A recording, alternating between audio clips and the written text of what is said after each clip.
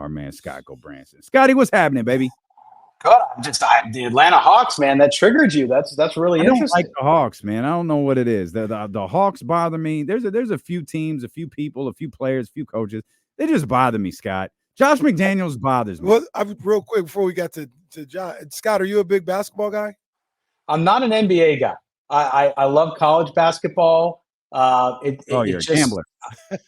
See, I love college basketball. NBA, as a kid, I was. So I told you that story, I think, or I told James when I was on their show that I grew up, my early childhood was in Kansas City when the Kings were there. So I was a Kings fan as a kid, then was in San Diego. The Clippers were there. They left too. So every town I've lived in that's had an NBA team, they've left. No, so it kind of just happened that way. Stay wherever you are, Scott. We don't need you. Don't come in city limits here, Scott. No kidding. All right, let's talk about it. 2 wins in a row, Scott. I was very negative when you joined us last week that they won, and I don't care. Like, I thought they looked like crap. I thought they played like crap. This one feels a little bit different. This win against the Patriots feels like it has a little bit more substance to it. What was your biggest takeaway from the Raiders' second straight win? I think a lot of Raider Nation felt the way you did last week, even this week, because the team, again, continues to struggle on offense. And, of course, Jimmy Garoppolo, and it's good to hear he's okay, but got hurt again. And so the offense had trouble again. It's just not able to run the ball still. It's not able to find, that guy, some player, marginal guy named Devontae Adams. They can't find him. But the defense. So for me, the takeaway again was the defense. Now, again, they're playing the Patriots. I understand that. It's not like they're playing the 49ers or a team at the top like the Lions or somebody, which they get in a couple weeks.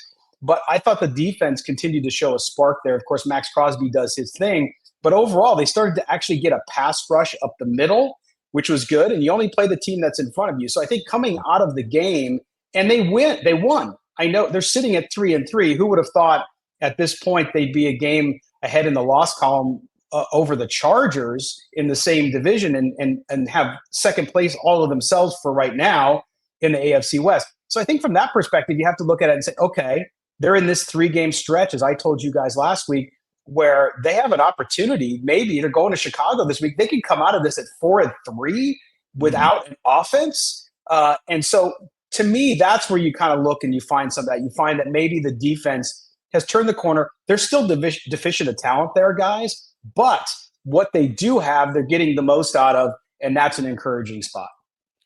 So let me ask you this, Scott.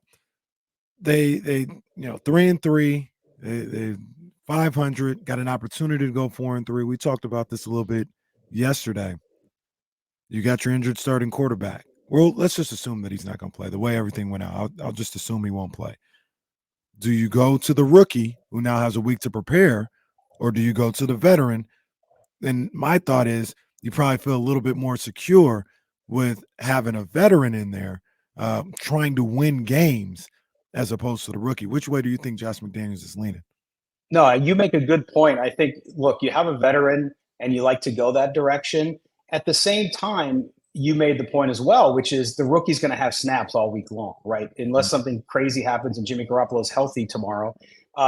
He has an opportunity to prepare all week to do it. And then you still have the veteran right behind him. So if he goes out there in the second quarter, remember, you're playing a Bears team that's going to have a backup quarterback who last played in a Division II game. So he's not exactly somebody you're going to worry about. Not only that, the Bears have struggled anyway. So I think it's an opportunity. Yes, you want the win, of course, but I think it gives them a chance to see Aiden O'Connell again come out and start. And if he falters, then you always have Brian Hoyer right behind him to come in if he's too jittery, if he shows some of the issues he had in his first start, which was turnovers. If he does that, fine. But I think you have this young kid that you moved up into the fourth round to take. You might as well put him on the starting lineup on the road and see what he could do. I mean, why not? And again, you have that veteran behind him to come in if he starts off too slow, and you can have a quick hook. Steeler and KC along with our man Scott Gobranson of Silver and Black today here on KIFM West Sacramento 98.5 FM KRX QHD2 Sacramento ESPN 1320. Always live on the free Odyssey app. We welcome those listening on the Odyssey app. Tune in 1320 or 98.5. We welcome those watching the show on Twitch, YouTube, Facebook, and Twitter. We appreciate you for being with us. Talk about the defense for a minute. The last 2 weeks, again, they're not the sexiest wins, but I mean, Maxx Crosby was the story coming out of the game a couple of weeks ago. Spoiler alert, Maxx Crosby, again, kind of the story coming out of this game against the Patriots. But I thought the defense, again, for the second straight week, played really well. If there is truly a reason to be optimistic about, or maybe at least less pessimistic about the Las Vegas Raiders, it's what the defense has been doing. This is something we were focused on a lot during training camp, Scott, and it feels like maybe even though it took like a couple of weeks, maybe some things are starting to fall into place for that group. Yeah, I think so. And again, I think they need more talent there. And from what we've heard, the buzz is that they're actually looking to be buyers in the trade market and up front on the defensive line, particularly at defensive end and maybe on the inside of tackle. But you look at some of the players who've really stepped up. I mean, John Jenkins had a great game this past week against the Patriots. And so you're getting that out of him. Bilal Nichols, a guy they signed 2 years ago away from the Chicago Bears, hasn't produced much. But in the last few weeks, if you watch the film, he's been very disruptive on the inside. So you're starting to see the interior of that line come to life, and that's creating opportunity. It's taken some of the pressure off, and you saw, again, turnovers. You saw the defensive backs of the Raiders being able to play without the pressure of not having any pass rush. Now, again, they were playing Mac Jones, but again, they're not going to have a great quarterback to play against this week. So you see Amik Robertson back there doing things. You see Trayvon Moehrig doing good things in the backfield, as well as Isaiah Epps and Tyler Hall, a guy that they just activated again off the practice squad, and they're putting together. The other impressive thing there, too, you got to give credit where credit is due, and that is the defensive coordinator, Patrick Graham, who's been under a lot of stress and pressure and heat from the fans over the last couple of years. He's been scheming really well. He's taken Maxx Crosby, and he's moving him all over the line, including on the inside. And so you're starting to see the coaching adjustments too. We're not seeing them on offense, by the way, but on defense we are. And that's been very effective. And so this Raiders defense 2 weeks in a row closes out the game. Maxx Crosby gets a safety to end the game. This time, last week, it was Amik Robertson with the interception in the end zone against the Packers. So it's really good to see this team on the defensive side really come together and play. Look, just play to the best of their ability, make as little mistakes as possible. And they seem to be doing that. Maxx Crosby, one of the great defensive players the game has right now. He really feels like he's taken a leadership role, not that he wasn't before, but in this kind of dire straits where you look at the offense and we're like, well, they're not going to really help us out a lot. It's up to us guys to go out here and make the plays to bring this home and bring home a victory. He seems like he's really stepped up and even more than he already was, become a leader to say, hey, guys, in a couple of games, hey, get on my back. I'm going to take us to the promised land and get this W. Yeah, no doubt about it. And if he was in a city like Dallas right now, and nothing against Micah Parsons because he's a great player, but I think the talk of the NFL would be that right now he's the defensive player of the year, but he's on a team that's not, they're just not doing as well as some of the other teams. So that factors into that race as well. But man, he is just one of those, I think, transcendent players. We just lost Dick Butkus, right? Those guys have a way of taking everyone around them and making them better. And to your point, look, offense, if you're not going to do the job, then when I have my opportunity on defense, Maxx Crosby says, I'm going to go out and do everything I can to make sure we win this game. And he had a bad penalty towards the end of that game, but he recovered, and then he ends the game. And I love that because you guys know, covering sports, any great athlete, one of the best things that they have about them and their personality is their ability to forget. Forget your mistake, learn from it, forget it, and move on. And that's exactly what Maxx Crosby does every single time.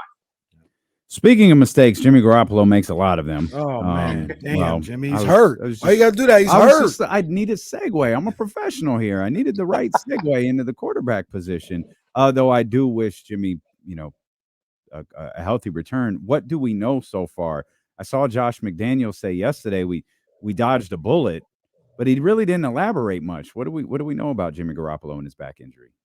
Well, what we've heard from medical professionals is that usually when you have an injury where he did was his lower back, and they take you to the hospital. Now, he walked into the ambulance. He wasn't wheeled into the ambulance. Very big difference, right? But when they do that, it's usually because they fear either a break or a fracture or something like that, or an internal injury. And it sounds like we don't have clarification on this yet, but from every medical guess out there, people that I respect have said that they were probably concerned with something like a lacerated kidney or something like that, where they just wanted to be sure. So that is where I think he's talking about dodging the bullet. There was none of that, and of course there was no broken bones or fractures, anything like that. So you look at that injury and you say, okay, he did dodge a bullet, but man, that's tough when you have to move as a quarterback and get out there and be prepared for the next game. I think it's unlikely that he plays, but you never know. I mean, and I'm just going off his history. I don't think he plays, and I think that it's a problem though, because here we are. We're going to be 7 weeks in, and he's already going to have missed 2 games due to injuries, and it's just strange because some guys, it just seems to fall this way where they just can't avoid it. I'm not blaming him or saying he's not tough, because I think he is a tough dude, but it's just what you get with him. And when they signed him, they knew that. But at the same time, fellas, he has not been effective. Even before he got hurt, the same issues that we've seen, the one turnover he did, the biggest issue I'm seeing with him is even when he does target Devontae Adams, he's putting the ball in places that is going to get Devontae Adams hurt. And that's not good. And you usually don't see that from a veteran quarterback. So I don't know what's going on with Garoppolo in his head and his play, but it's clearly not working. And it's really impacting the offense because they're just not able to move the ball. They're 25th in red zone scoring. And when it comes to touchdowns, so they can't get the ball in the end zone. 6 out of 7 of their possessions against the Patriots were in the red zone, and they got 1 touchdown. You're not going to win many football games like that. And as the Raiders' schedule gets tougher on the tail end of it, you will not beat good teams if you don't take advantage of that and you're only kicking for 3.